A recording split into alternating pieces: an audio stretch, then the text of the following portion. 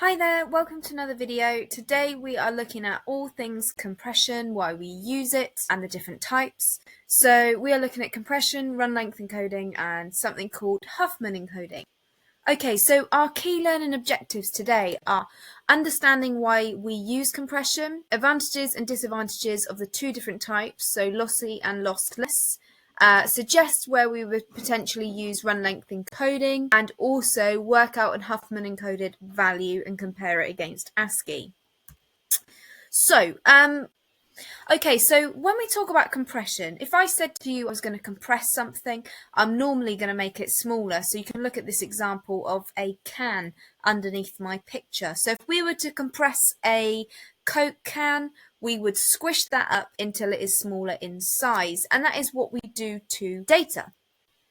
Okay, so it's the process of encoding, modifying, or sort of removing data in order to reduce its size. There's two different types, lossy and lossless. So I'm going to take you through those types now.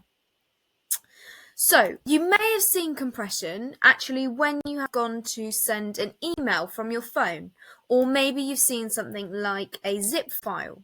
So the idea of both of these types of compression is to obviously make that file smaller, because potentially if we're sending a smaller file size, the data transmission time is also going to be reduced. You also might have sort of a storage limit, the size that a file can be. And you can take a little look at my example here. We can see the actual size is 424 kilobytes, but we can compress that image right down to 29.5.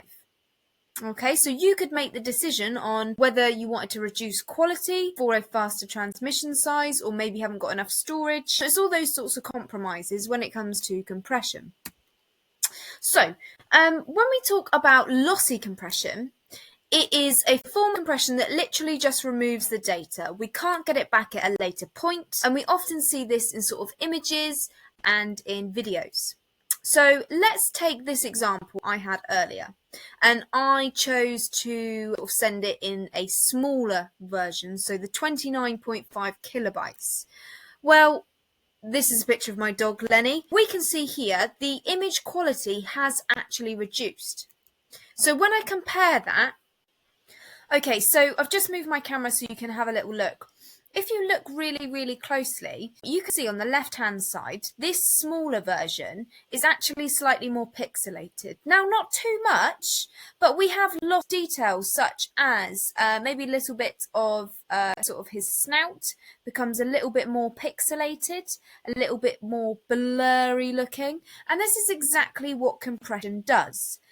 It basically is removing the amount of pixels available to represent the different colours. So we're actually reducing the colour depth here.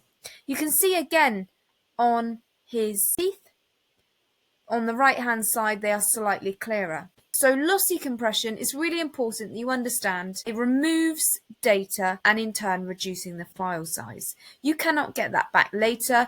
It's typically sort of used within images, because you may not notice, you may not need that level of data. However, it wouldn't be suitable for a text file, because if you randomly removed sort of characters in a text file, perhaps the sort of data wouldn't really make sense. Just another example of lossy and compression. On the right hand side, we can see our smaller image. So you can see this maybe in the wing, lacking clarity, where this one is much more detailed.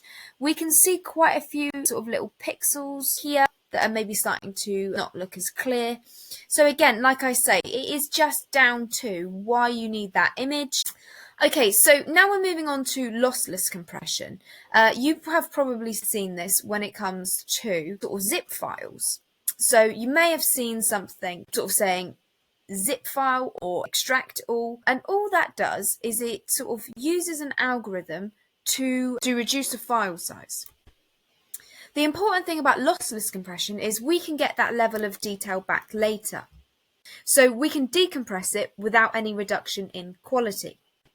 Okay, so just to recap, lossy compression is really useful for things like images, videos, things where we want to sort of compromise with maybe the quality that we're seeing.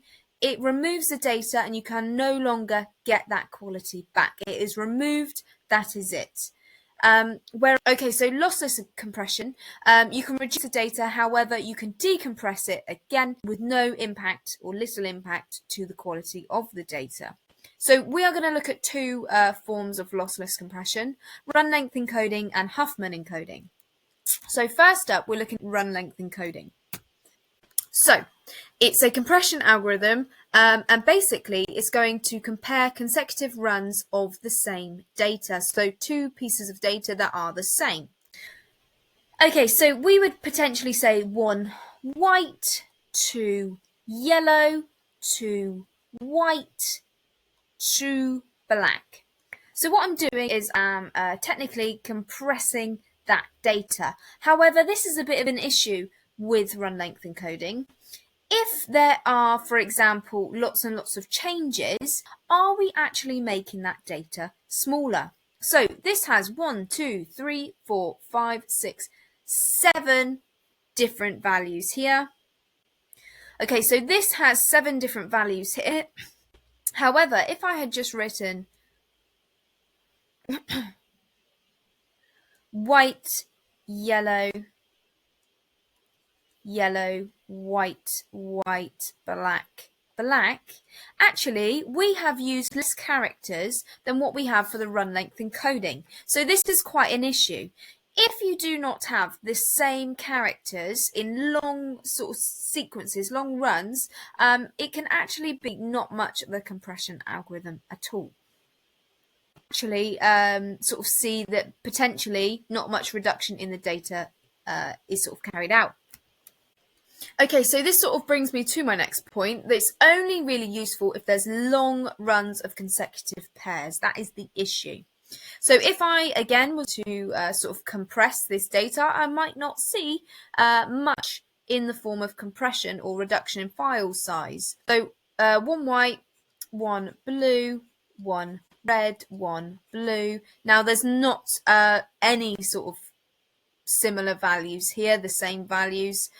So we're seeing, actually, we're adding data at this point where we could have just put white, blue, red, blue, red, white, purple. Yeah, and actually I've used an extra character every single time.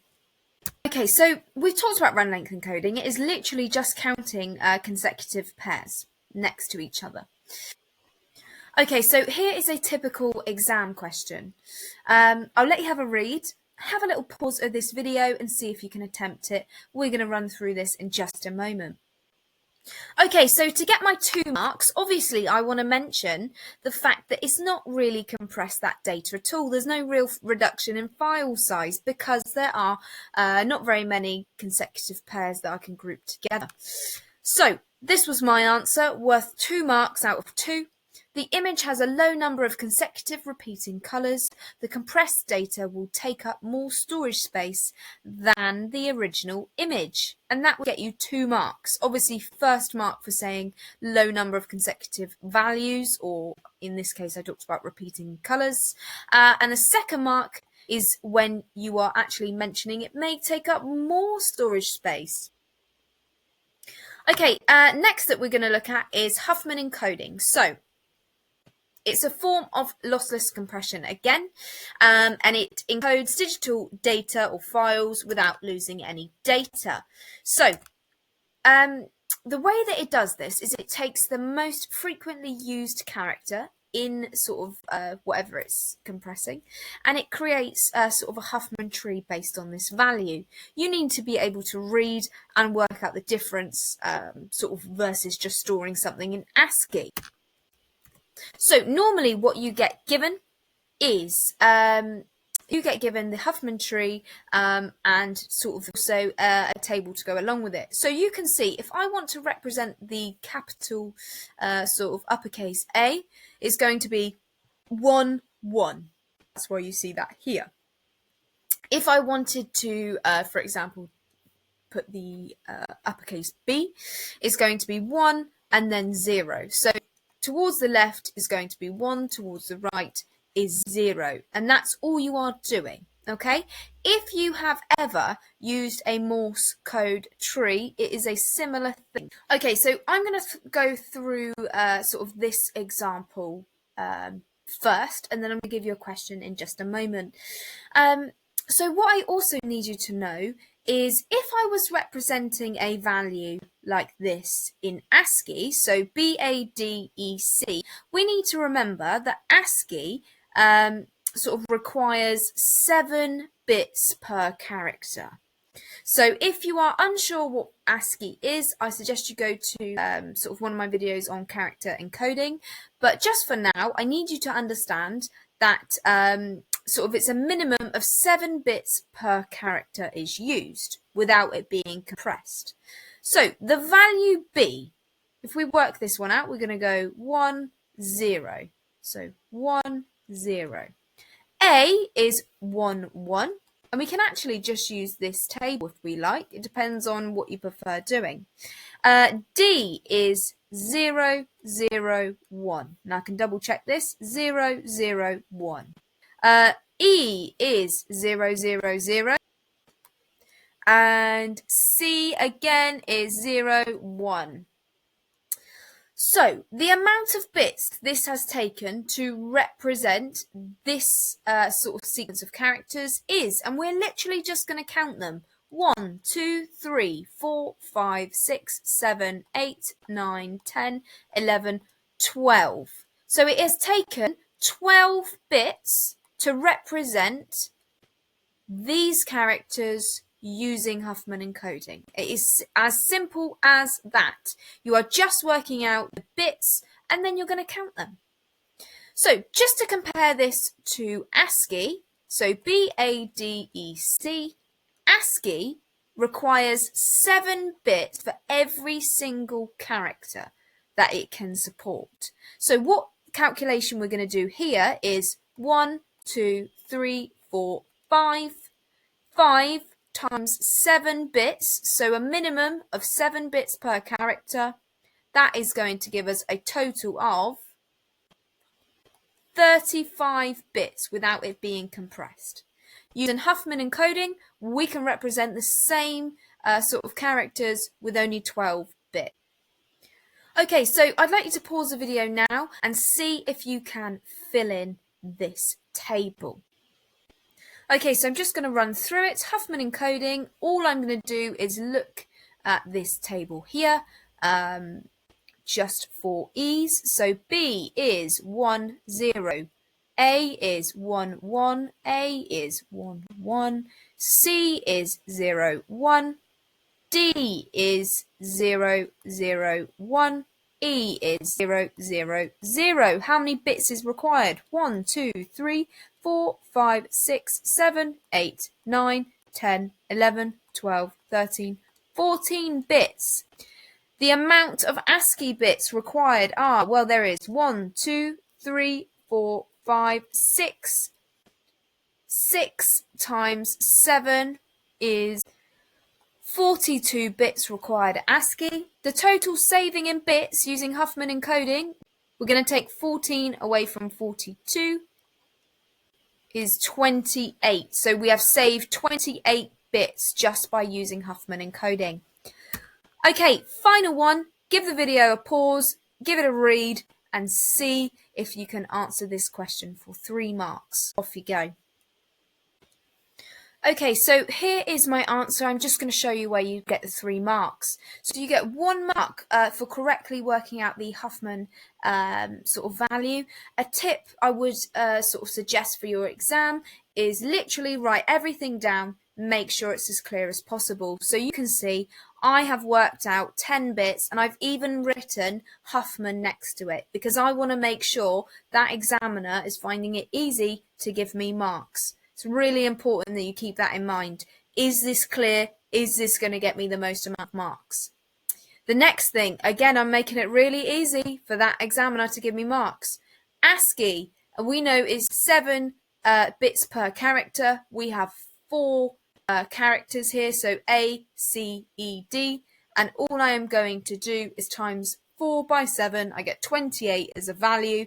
And then I know in my head 10 minus 28. However, I'm going to make it really, really clear again for the examiner so I get my third mark. So that is 1, 2, 3 marks out of 3. Thanks for watching this video. Hopefully you found it useful. See you in another one.